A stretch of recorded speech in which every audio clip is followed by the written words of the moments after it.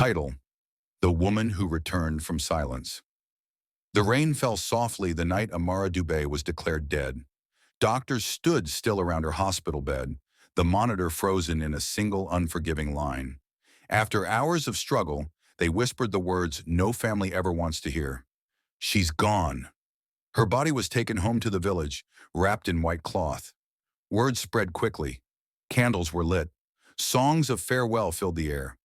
By morning, everyone believed Amer had crossed into the land of the ancestors. But fate had other plans. Inside the cold, quiet room where her body rested, Amara's fingers twitched. Her chest rose.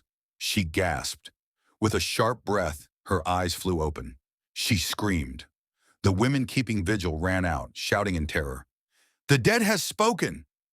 By the time Amara stumbled outside, weak and shaking, the village had already decided the truth for themselves.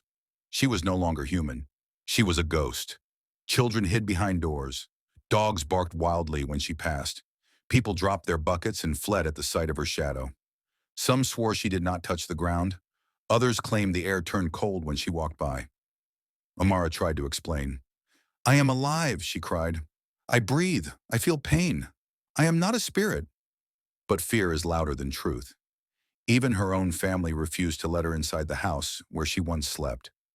At night, whispers followed her name. The ancestors sent her back. She died and returned with power. She is not meant to be among the living.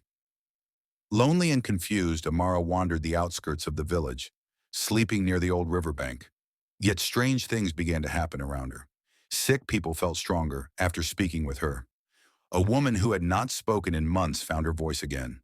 A dying tree near the river bloomed overnight. Slowly, fear turned into wonder. The elders gathered and watched her closely. One night during a full moon, they called her forward. "You were not sent back as a ghost," the oldest elder said softly. "You were sent back as a reminder." "A reminder of what?" Amara asked. "That life is fragile," he replied, "and miracles still walk among us."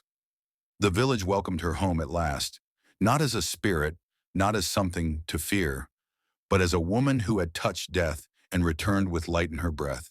And from that day on, when people